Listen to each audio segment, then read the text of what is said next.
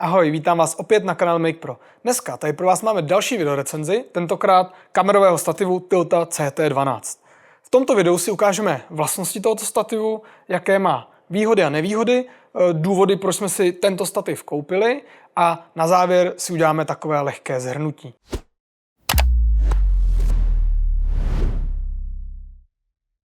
I přesto, že na kanále Make Pro děláme recenze na produkty, se kterými denně pracujeme, tak recenze nejsou naší obživou a děláme je pro radost.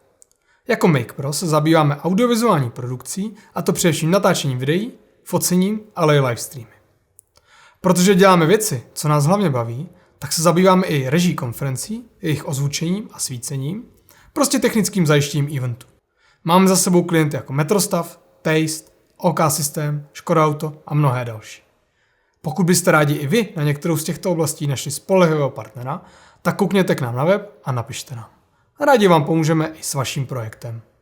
Tento stativ jsme si koupili u našeho oblíbeného videopartnera VideoKing.cz, takže pokud po zhlédnutí tohoto videa budete mít i vy zájem si tento stativ koupit, dolů do popisku tohoto videa vám na něj dáme odkaz a tam ho najdete. Nyní, nežli si stativ prohlídneme, tak si ho rozbalíme.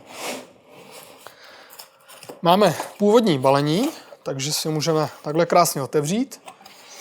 Tady vidíme, jak si dali záležet na detailech. Tady máme krásně vzhled toho stativu.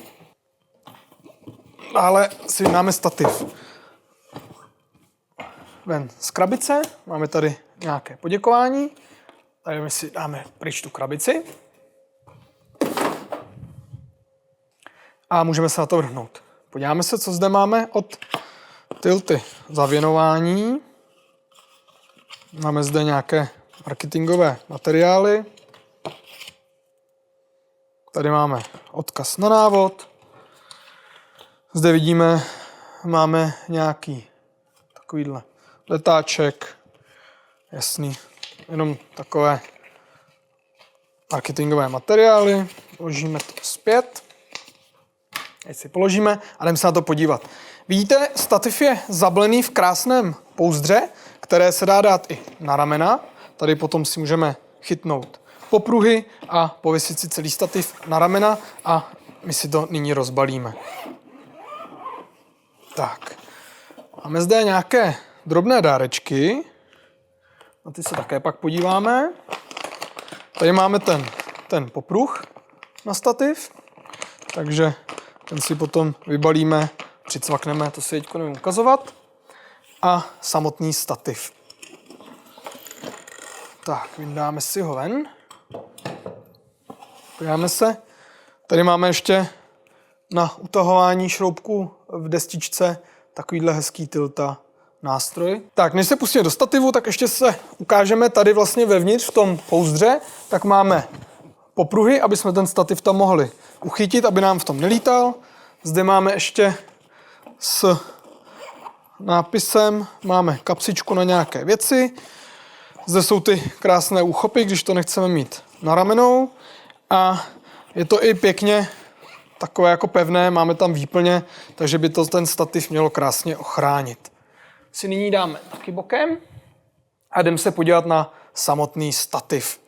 Ten stativ váží zhruba 7 kg, takže není z nejlehčích, ale za odměnu za tu váhu máme krásnou bytelnost a pevnost. Tak, stativ si teďko postavíme na zem a vytáhneme si ho nahoru. Vlastně ten stativ, já si to vytáhnu vejš, abyste to viděli, ten stativ má krásné páčky, kterými si odjistíme celou tu nohu. Takže vlastně, když to zvedneme, tak zde máme takhle páčku, kterou když odjistíme, tak si tím odjistíme celou tu sekci a ten stativ můžeme krásně vysouvat, tak jak jsme zvyklí u jiných profesionálních stativů. Co se týká celkové výšky toho stativu, já si tohle trošku otočím. Když si ho povolíme, tak ten stativ sám o sobě v nejvyšší možné pozici tak má zhruba přes 180 cm. Já mám 167, takže abyste měli tu představu, ten stativ je ještě o kus vyšší než já. Takže to je ta nejvyšší možná varianta. Když si zase povolíme ty 3 páčky, můžeme si s ním takto sjet dolů. Dáme si ho takhle do nějaké rozumné výšky a utáhneme si ho.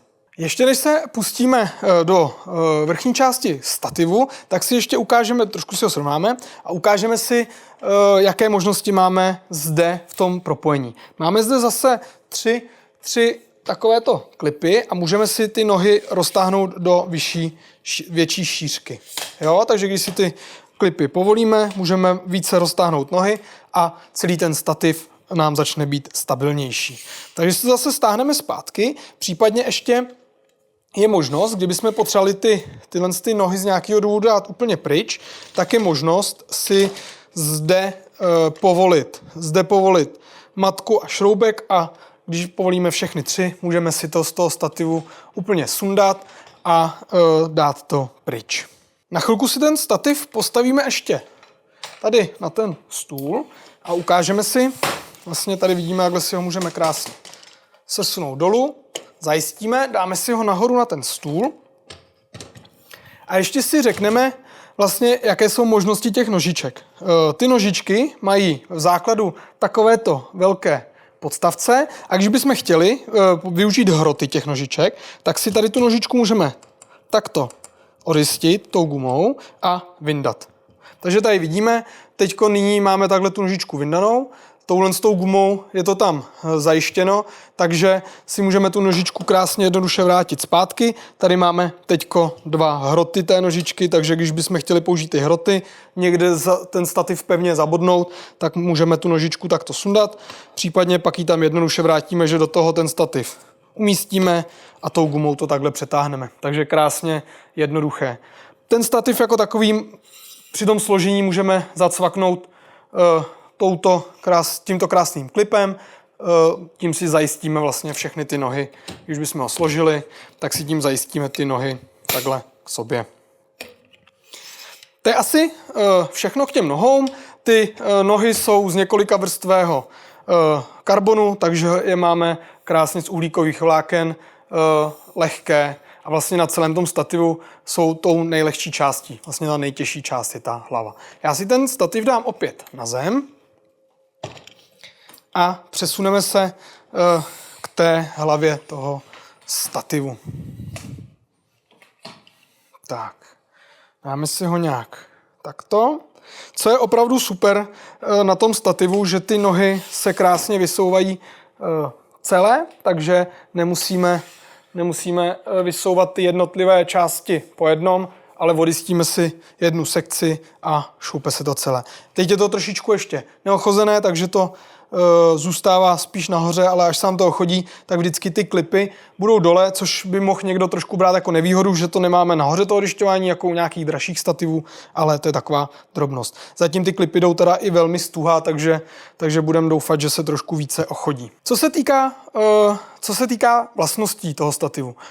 Stativ je dělaný na 12 kg, takže unese i opravdu velké kamery. My si pak vyzkoušíme umístit C70, budeme to používat i s C400, kterou to úplně v pořádku unese. Jak jsme u stativu zvyklí, celou tu hlavu si můžeme vyvážit do vodováhy povolením tohoto šroubu. Tady máme krásně bublinku, takže si můžeme vyvážit, utáhnout a máme to. Samozřejmě máme i bublinku zde, tady můžeme vložit, já si to otočím, abyste to viděli, tady můžeme vložit i baterku, takže tady do toho pouzdra se potom vloží baterka knoflíková a zde potom máte druhou bublinku, kterou si to vyrovnáte ve všech směrech a po stisknutí tlačítka se vám i rozsvítí, takže můžete nastavovat i zatmy. Teď si to vyvážíme, utáhneme si to. K tomu, aby jsme si udělali ještě stabilnější tu hlavu, tak zde máme krásně háček, na který si můžeme pověsit protizávaží, které nám to ještě trošku zpevní. Máme zde krásné jemné dva šrouby na povolení tiltu a penu, takže když si povolíme tyto dva šrouby, můžeme si krásně penovat a takhle tiltovat. Na té hlavě, kromě penu a tiltu, máme ještě možnost si nastavit tuhost obou směrů. Takže zde si nastavujeme tuhost toho penu, takže vidíme, že teď ta tuhost je úplně na maximum a pokud to povolím, mám to zase jemné a lehké. Máme zde 7 nastavení, začínají nulou, takže máme 8 kroků nastavení té tuhosti. Zde máme nastavení tuhosti toho tiltu, zase máme 0 až 7, takže 8 nastavení tuhosti. Je to krásné, funguje to opravdu plynule. Líbí se mi na tom ty krokové možnosti, že vlastně že se nám to prostě nezastaví někde mezi, takže nám to krásně skáče po těch krocích. To je krásně plynulé a funkční. Než se dostaneme k tomu protizávaží, jak bych to řekl česky, tak si musíme ještě ukázat možnost vyndání té hlavy. Když si povolíme tento šroub, tak můžeme celou hlavu vyndat. Tato hlava od Tilty je v rozměrech 75 mm. Přímo z výroby, když dostaneme ten stativ, tak vlastně vevnitř máme vložku, kterou si takhle jednoduše můžeme odšroubovat a získáme tím klasickou tu jamku na 100 mm hlavy. Takže pokud bychom chtěli použít čistě ty nohy, takhle krásně jsou lehonké, můžeme to použít i s jinými hlavami, které mají 100 mm, případně s tím adaptérem 75. Tak, utáhneme si to tam zpátky. A než se vrátíme k té hlavě, tak ještě zde zmíním, že zde máme vlastně 3 úchyty, 3 závitové vložky na americký závit, 3 osminky. Je tam vložka, takže si myslím, že můžeme použít větší i menší variantu toho video závitu. Já se tam tu hlavu zase vrátím. Takhle jednoduše si ji tam vložíme. Můžeme si na ní utáhnout ten šroub. Musím říct, že to zpracování je opravdu hezké, ten stativ je robustní, nešetřilo se na materiálech. Jo? Máme to opravdu z krásně pevných, tuhých materiálů, takže chválím. Zase si to povolíme a řekneme si něco ke zbytku. Tato rukojeť, kterou zde máme, tak se dá klasicky samozřejmě povolit, dá se hezky s ní hýbat. Máme tam, jak jsme zvyklí, klasicky ty zoubky, aby nám to drželo v místě, ale co je ještě super, můžeme tu rukojeť vzít a takhle krásně prodloužit. Jo? Takže vidíme, o kolik si můžeme tu rukojeť prodloužit, aby jsme měli tu rukojeť delší. Já se to zase utáhnu zpátky, nám to tady nepřekáží. Tak a dostáváme se k samotnému základu té hlavy a to je destička. Vlastně z výroby zde nahoře máme destičku, ten hlavní plate na Manfrotto destičky. To znamená, že když si povolím, tady si to odjistíme a vyndáme si, tak máme uvnitř klasickou Manfrotto destičku v Manfrotto rozměrech. Dáme si ji potom na tu kameru a já ještě zmíním, že tato vrchní destička se dá na této straně krásně uvolnit a touhle s tou vrchní částí si můžeme doladit vyvážení kamery. Takže když si na to vložíme potom kameru za chvíli, tak tímto si vyvážíme, aby ta kamera byla vlastně tím svým těžištěm na středu toho stativu. To pak můžeme zase utáhnout a potom si krásně ta kamera nám vyváží a bude nám fungovat ta protiváha, ten protitlak. S tím, že tato destička se dá také vyměnit. Máme zde ze spoda 3 šroubky, které když se povolí, tak se celá tato destička dá sundat a dá se tam pak vložit od Tilty přímo na jejich destičky anebo na ARRI destičky. Takže to jde vyměnit. V tom základu je tam tato s tím uchycením na Manfrotto typ destičky. Já si tam nyní vložím kameru. Tak, kameru tam máme vloženou. Já si ten stativ dám maličko níž, abych se k tomu lépe dostal a mohl vám to lépe ukázat.